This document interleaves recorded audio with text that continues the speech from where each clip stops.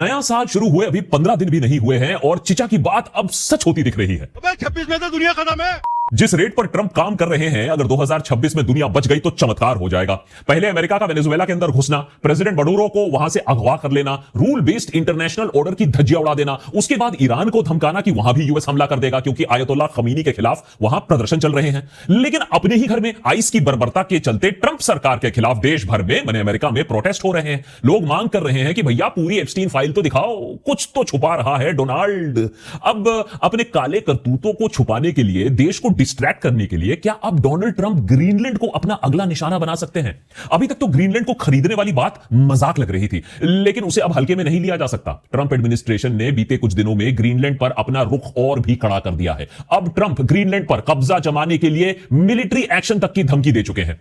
Venezuela और Iran के खिलाफ मिलिट्री एक्शन की बात समझ में भी आती है, आजकल इंपीरियलिज्म ऐसे ही चलता है। लेकिन एक नेटो मेंबर माने एक एलाई को अपनी ही मिलिट्री का आप डर दिखा रहे हो। कहीं अमेरिका ये सब करके अपने पैरों पर बुलडोजर तो नहीं चला रहा है? ट्रंप का कहना है कि ग्रीनलैंड पर टोटल कंट्रोल यूएसए की नेशनल सिक्योरिटी के लिए बहुत जरूरी है। उनका कहना है कि अगर अमेरिका जल्द ही कुछ नहीं करता है तो इस रीजन में रशिया और चाइना, जो अमेरिका के दुश्मन है, वो कब्जा जमा लेंगे। लेकिन यही बात तो रशियन प्रेसिडेंट पुतिन यूक्रेन के बारे में सालों से कहते आए हैं कि यूक्रेन पर टोटल कंट्रोल रशियन सिक्योरिटी के लिए बहुत जरूरी है, वरना यूक्रेन रशिया के दुश्मनों के कैंप में चले जाएगा और नेटो मॉस्को के दरवाजे पर आ धमकेगा। लेकिन अमेरिका वहां तो यह लॉजिक एक्सेप्ट नहीं करता है, वहां तो वो रशिया को international law, territorial integrity, sovereignty का ज्ञान देता है। लेकिन आज खुद डोनाल्ड ट्रंप पुतिन की नकल करना चाहते हैं। ये सब दोगलापन है। इसीलिए देशभक्त के आज के एपिसोड में अमेरिका के इस दोगले कैरेक्टर को एक्सपोज करेंगे। ग्रीनलैंड की कहानी के जरिए अमेरिका की ऊंची राजनीति को डिटेल में समझेंगे। क्यों आज अचानक से अमेरिका को ग्रीनलैंड की इतनी याद आ रही है? ऐसा क्या छुपा है ग्रीनलैंड में जिसे पाने के लिए ट्रंप नेटो में भी दरार डालने को तैयार हो गया है? कैसे ये ग्रीनलैंड पर कंट्रोल की जिद एक नेटो वर्सेस नेटो लड़ाई में तब्दील हो सकती है? और फाइनली अगर कल ग्रीनलैंड अमेरिका का हिस्सा बन जाता है तो बाकी दुनिया पर क्या असर पड़ने वाला है? 12 जनवरी को रिपब्लिकन कांग्रेसमैन रैंडी फाइन ने अमेरिका की संसद में एक नया बिल पेश किया। इस बिल का नाम है Greenland annexation and statehood act, जिसका मकसद है कि प्रेसिडेंट डोनाल्ड ट्रंप के हाथ में ऐसी शक्ति दे दी जाए जिससे वो जब चाहे ग्रीनलैंड पर कब्जा कर ले और उन्हें कोई रोकने वाला ना हो। अब वेनेजुएला में तख्ता पलट के बाद भी ट्रंप पर उठे सबसे तीखे सवालों में एक सवाल यह था कि उन्होंने इतना बड़ा एक्शन लेने से पहले कांग्रेस की अप्रूवल क्यों नहीं ली। इसलिए इस नए बिल के साथ रिपब्लिकन्स ग्रीनलैंड के केस में वो बची खुची जो कसर है वो भी पूरा करना चाहते हैं, एक लीगल, एक कॉन्स्टिट्यूशनल कवर लेना चाहते हैं। ग्रीनलैंड वैसे तो डेनमार्क देश का हिस्सा है, हालांकि इंटरनल अफेयर्स के मामले में ये एक सेल्फ गवर्निंग टेरिटरी है। लेकिन जहां बात डिफेंस की आती है, फॉरेन पॉलिसी की आती है, डिसीजंस आज भी डेनमार्क लेता है। ट्रंप के प्रेशर के बीच में ग्रीनलैंड की सरकार ने साफ कर दिया है कि वो अमेरिका को एक एलाई के रूप में जरूर देखता है, लेकिन इसका मतलब यह नहीं है कि वो अमेरिका का हिस्सा बनना चाहता है। वहां के प्रधानमंत्री ने क्लियरली कह दिया है कि वो किसी भी दिन डेनमार्क का हिस्सा रहना पसंद करेंगे, यूएस का नहीं। डेनमार्क भी ये बात बार बार क्लियर कर चुकी है कि Greenland is not for sale, हम बिकाऊ नहीं है, वो यूएस को ग्रीनलैंड नहीं लेने देगा। Nu står vi med en geopolitisk krise, og hvis vi skal vælge mellem USA og Danmark her og nu, så vælger vi Danmark. Vi vælger NATO, vi vælger kongeriget Danmark, vi vælger EU. उधर Donald Trump Greenland पे Denmark की वर्चस्वता पर ही अब सवाल खड़ा कर रहे हैं। ट्रंप का मानना है कि ठीक है, कुछ 100 साल पहले डच ग्रीनलैंड पहुंच गए थे नाव लेकर, इसका मतलब ये थोड़ी ना है कि ग्रीनलैंड उनका हो गया। You know, the fact that they had a boat land there 500 years ago doesn't mean that they own the land. ये बात सही कही ट्रंप चिचा ने। इस बात पे कम से कम नेटिव अमेरिकन जरूर वहां सहमत होंगे, जो हजारों साल से वहां रहते आए हैं। फिर बोट्स पे ये यूरोपियंस आए, खत्म कर दिया वहां के नेटिव्स को, अपना बना लिया अमेरिका को। अब जो नेटिव हैं वहां के अमेरिकन, वो यूरोपियंस के बंदूकों के सामने तो टिक नहीं पाए। लेकिन डेनमार्क ने यह बात साफ कर दी है कि वो अपनी मर्जी से या शांति से ग्रीनलैंड को हैंड ओवर नहीं करेंगे। ट्रंप को मिलिट्री फोर्स का इस्तेमाल करना होगा, जो ट्रंप कर भी सकते हैं। कोई भरोसा तो है नहीं ट्रंप का। फैक्ट तो यही है कि आज पूरी दुनिया सिर्फ और सिर्फ पावर को रिस्पेक्ट करती है। जो देश रिसर्च करेगा, नई टेक्नोलॉजीज अपनाएगा जैसे एआई, उसी को बेनिफिट मिलेगा। इसीलिए आप नोटिस करोगे चाइना इकलौता ऐसा देश है जिससे ट्रंप डरता है। आज वैसे कई कंपनीज भी हैं जो एआई का इस्तेमाल करके अपने बिजनेस के प्रॉब्लम सॉल्व कर रही है। कई वर्किंग प्रोफेशनल्स एआई यूज करके अपने करियर एडवांसमेंट कर रहे हैं। आप भी इस एआई फील्ड का हिस्सा बन सकते हैं by joining a 2-day live AI training programme happening this Saturday and Sunday सुबह 10 बजे से लेकर शाम के 7 बजे। बजे। वैसे तो ये ट्रेनिंग मॉड्यूल की फी है 10,000 रुपए, लेकिन हमारे आज के वीडियो पार्टनर्स आउटस्किल ने इसे देशभक्त सब्सक्राइबर्स के लिए बिल्कुल फ्री ऑफ कॉस्ट किया है। इस ट्रेनिंग में आपको 16 घंटे की ट्रेनिंग मिलेगी। क्या मिलेगा आपको उसमें? 10 से ज्यादा टूल्स के साथ एक पर्सनल एआई टूल किट बनाना, प्रॉम्प्ट इंजीनियरिंग मास्टर करना, रेपिटेटिव टास्क को बिना कोडिंग के ऑटोमेट करना, प्रोफेशनल प्रेजेंटेशन कैसे बनाते हैं, इमेजेस वीडियोस बनाना, एआई एजेंट डेवलप करना, इसे सीखना।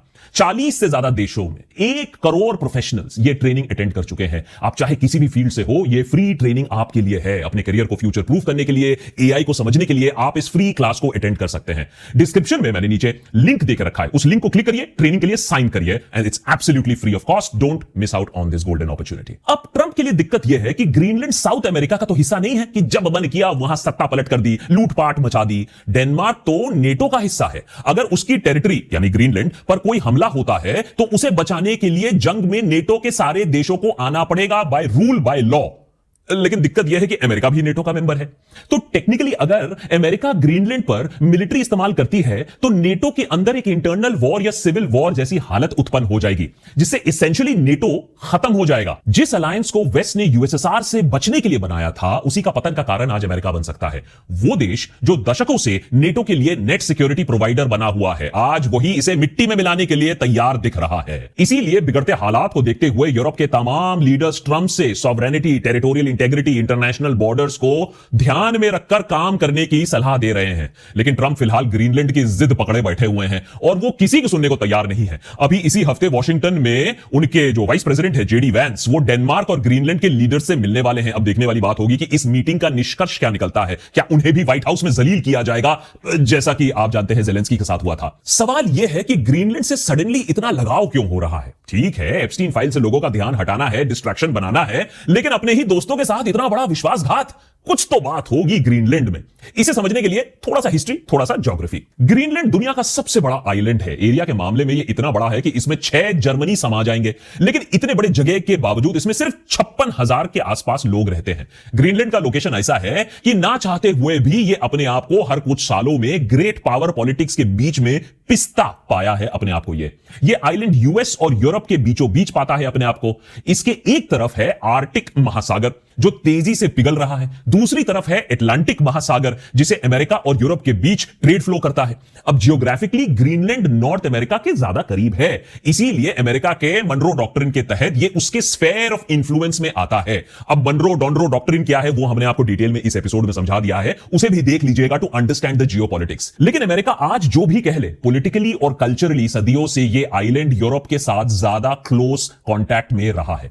डेनमार्क ने ग्रीनलैंड को लगभग 300 साल पहले कॉलोनाइज किया था, तब से वहां डेनमार्क का ही राज चलते आया है। अगर आप मॉडर्न एरा की बात करें तो साल 1953 में Greenland officially kingdom of Denmark का हिस्सा बनता है। इसके बाद 1979 से ग्रीनलैंड लगातार डेनमार्क से दूर और अपना एक सेल्फ रूल की तरफ बढ़ता आया है। आज वहां पर अपना एक पार्लियामेंट है, अपने लोकल लॉज हैं, लोकल लॉ इन्फोर्समेंट एजेंसीज हैं। डेनमार्क बस ग्रीनलैंड की फॉरेन पॉलिसी और सिक्योरिटी जैसे मैटर्स हैंडल करता है। और यही इस कहानी का सबसे कॉम्प्लिकेटेड हिस्सा आता है, क्योंकि ग्रीनलैंडर्स का डेनमार्क के साथ रिलेशनशिप अच्छा तो है, लेकिन इसका मतलब यह नहीं है कि वो बहुत अच्छे दोस्त हैं, घनिष्ठ मित्रता है। ग्रीनलैंड के लोगों के साथ डेनमार्क ने हिस्टोरिकली बहुत अन्याय भी किया है, जिसमें फोर्स्ड कॉन्ट्रसेप्शन, छोटे बच्चों को आइलैंड से जबरदस्ती बाहर निकालने की कोशिश, उन पर जबरदस्ती से डेनिश कल्चर थोपने का इल्जाम, यह सब शामिल है। डेनमार्क आज मानता है कि ग्रीनलैंड के साथ पास्ट में उन्होंने बहुत बुरा सलूक किया है, जिसके लिए डेनमार्क की सरकार ने ऑफिशियली माफी भी मांगी है। आज भी डेनमार्क ग्रीनलैंड को फाइनेंशियली सपोर्ट करने से पीछे हटता नहीं है, लेकिन इसके बाद भी ज्यादातर ग्रीनलैंडर्स अलग रहना चाहते हैं, डेनमार्क से आजादी चाहते हैं। लेकिन जब बात डेनमार्क और किसी और पावर को चूज करने की बात आती हो, तब डेनमार्क को ही वो चुनते हैं। तो फिर इन सब के बीच में सवाल यह आता है कि जब वो चाहते हैं डेनमार्क के साथ ही रिलेशनशिप्स मेंटेन करना, तो अमेरिका बीच में कबाब में हड्डी क्यों?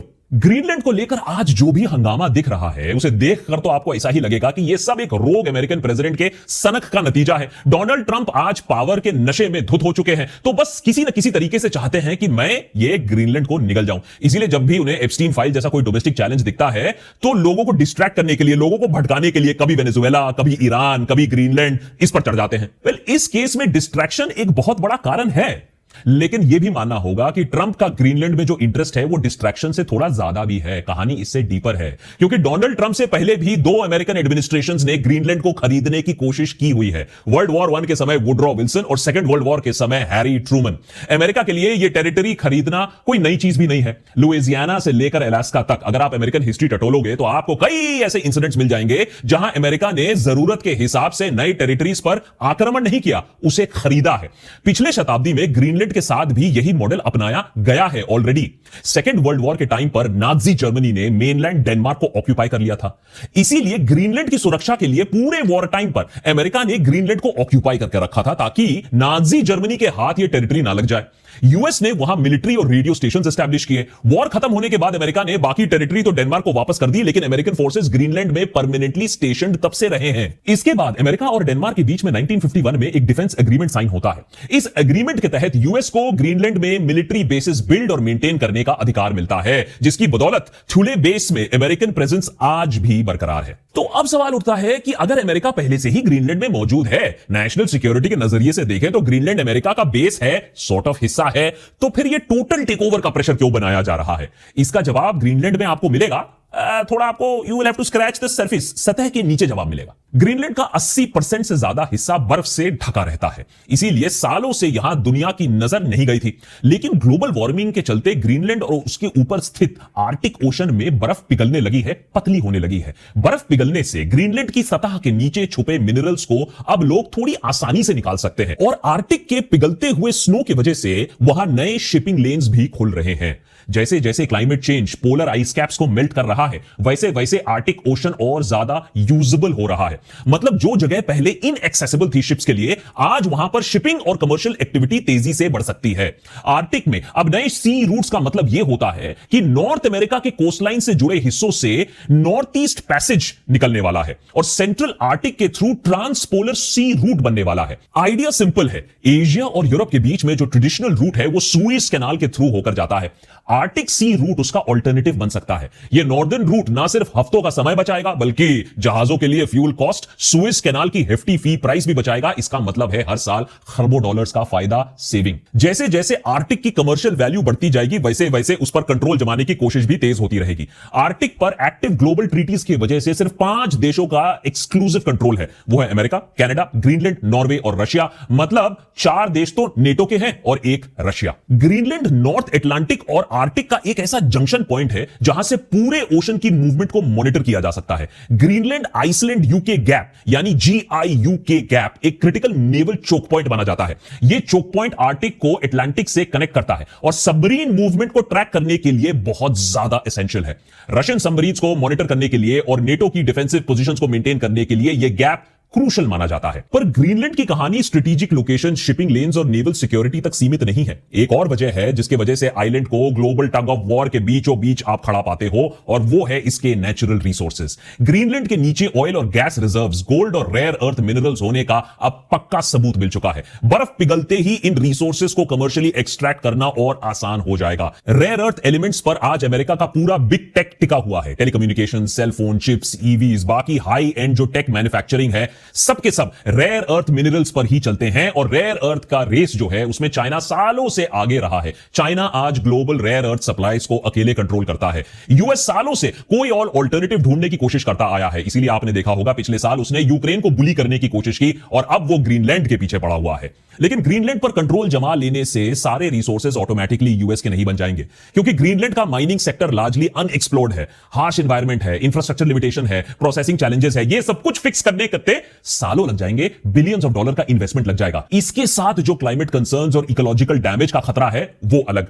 लेकिन अगर यह सब कुछ सही तरीके से हो जाता है तो ग्रीनलैंड से मिलने वाले रिटर्न्स भी कुछ कम नहीं होने वाले हैं। अमेरिका का बिग टेक यह बात जानता है, इसीलिए ट्रंप से पहले ही अमेरिका के कुछ बिलियनियर्स ने अभी अपना पैसा ग्रीनलैंड के मिनरल एक्सप्लोरेशन और एक्सट्रैक्शन में लगाना शुरू कर दिया है या पैसा कमिट कर दिया है। बिल गेट्स हो या पीटर थील हो, हर कोई अब ग्रीनलैंड के तरफ जा रहा है, वहां पैसे लगा रहा है। इसीलिए कभी कभी शक तो यह होता है कि यहां क्रोनोलॉजी कैसी चल रही है। क्या ऐसा तो नहीं कि ग्रीनलैंड में यूएस के बिलियनियर्स को ज्यादा दिलचस्पी है, ट्रंप तो बस उनका गंदा सा काम कर रहे हैं और एरिया को ऑक्यूपाई करने की कोशिश कर रहे हैं। अब ऐसी कंस्पिरेसी थियरीज अमेरिका में चल ही सकती हैं क्योंकि ट्रंप भी ठहरे बिजनेसमैन। लेकिन इसमें कोई कंस्पिरेसी नहीं है कि आगे की कहानी सिर्फ ग्रीनलैंड की नहीं होने वाली है। अगर अमेरिका अग्रसर हो जाता है तो बात पूरे वेस्टर्न वर्ल्ड की सिक्योरिटी पर आ जाएगी, बात नेटो के अस्तित्व पर आ जाएगी। अब देखो, नेटो का आइडिया बहुत सिंपल है, कलेक्टिव डिफेंस। एक अलायंस जहां मेंबर्स ने एक दूसरे को गारंटी देकर रखी है। आप मानिए बॉन्ड ऑफ ब्लड, जहां उन्होंने कहा है कि भाई एक देश के ऊपर अगर एग्रेशन होगा, हमला होगा तो सब मिलकर रिस्पॉन्ड करेंगे। लेकिन अलायंस के अंदर अगर लड़ाई छिड़ जाती है, इसका कोई प्रावधान नहीं है। इसीलिए डेनमार्क बार बार यह साफ कर चुका है कि अगर अमेरिका ग्रीनलैंड पर अग्रसर होता है, ग्रीनलैंड को इन्वेड करने की कोशिश करता है, तो सीधा सीधा नेटो का अंत हो जाएगा। अब जब एग्जिस्टिंग अरेंजमेंट्स कमजोर पड़ने लगे या खत्म होने लगे तो लोग नए ऑप्शन ढूंढेंगे, वाजिब सी बात है। अब अमेरिका अगर अपने एलाइज को धोखा देने लगेगा तो वो दिन दूर नहीं है कि रशिया या चाइना के साथ यूरोप डील करने लगे। आज तो कम से कम अमेरिका की बात लोग मान लेते हैं क्योंकि भैया अमेरिका नेट सिक्योरिटी प्रोवाइडर है, सबसे ज्यादा पैसा, सबसे ज्यादा आर्म्स अमेरिका देता है। लेकिन अगर अमेरिका ही ये सारी हरकतें करने लगा तो शायद चाइना नेट सिक्योरिटी प्रोवाइडर बन जाएगा और चाहे ना चाहे वही चीज हो जाएगी अल्टीमेटली जो अमेरिका नहीं चाहता है, जिसे अमेरिका को डर लगता है कि अमेरिका का स्फेयर ऑफ इंफ्लुएंस में उसके राइवल्स घुस आएंगे। यूरोप में रशिया और कम से कम चाइना का इंफ्लुएंस बढ़ना कोई ज्यादा अब फारफेच्ड आइडिया नहीं है। इसके साथ ही ग्रीनलैंड पर किसी भी तरीके का हमला रशिया और चाइना के लिए एक सिग्नल होगा कि अब दुनिया में माइट इज राइट का दौर फिर से वापस आ गया है। इसीलिए सब कोई अपनी अपनी टेरिटरी मार्क कर लो, एक्सपैंड करना है तो एक्सपैंड कर लो, बचाने के लिए कोई नहीं आएगा, क्योंकि अमेरिका खुद ही दुनिया को ऐसे समय में वापस घसीट रहा है जहां इंटरनेशनल बॉर्डर्स का कोई मायने ही नहीं है। अमेरिका को ग्रीनलैंड चाहिए तो वो ले लेगा, रशिया को यूक्रेन चाहिए तो उस पर वो गबन कर लेगा, चाइना को ताइवान चाहिए, भारत के हिस्से चाहिए, ले लेगा, कोई रोकने वाला नहीं होगा। ऐसे में भारत जैसे इमर्जिंग पावर्स के लिए एक टफ चॉइस रहेगा, या तो वो दुनिया में हो रहे इन सब चीजों को इग्नोर करे, चुपचाप अपनी इकोनॉमिक डेवलपमेंट पर फोकस करे, या तो फिर ग्लोबल इनसिक्योरिटी के चलते डिफेंस पर और भी ज्यादा पैसे खर्च करे। एक मिडिल ऑप्शन भी हो सकता है कि हम अपनी कैपेसिटी बिल्डिंग पर फोकस करें, और चाहे वो डिफेंस में हो या इकोनॉमी में हो। लेकिन प्रॉब्लम यह है कि मोदी सरकार फोकस तो ऑपोजिशन पर, नेहरू पर, मीडिया पर, मुसलमान पर ज्यादा करती है और विकास इसीलिए नहीं हो पा रहा है। आज हालात ऐसे हैं कि हम बड़े बड़े जीडीपी नंबर्स निकालते हैं लेकिन उस पर विश्वास कोई नहीं करता है।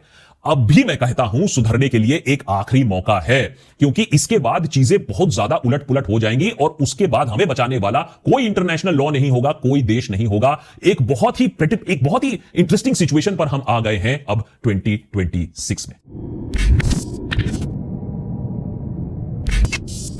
Thanks to Outskill for making this episode possible. आप भी अपने आप को कम से कम इक्विप कर लीजिए इस चेंजिंग वर्ल्ड के लिए। आउटस्किल के 2 दिन के लाइव एआई ट्रेनिंग प्रोग्राम को ज्वाइन करने पर सैटरडे और संडे सुबह 10 बजे से लेकर शाम के 7 बजे, मैंने लिंक नीचे डिस्क्रिप्शन पे देकर रखा है। पूरा का पूरा कोर्स बिल्कुल फ्री है। Do join it, do upskill yourself.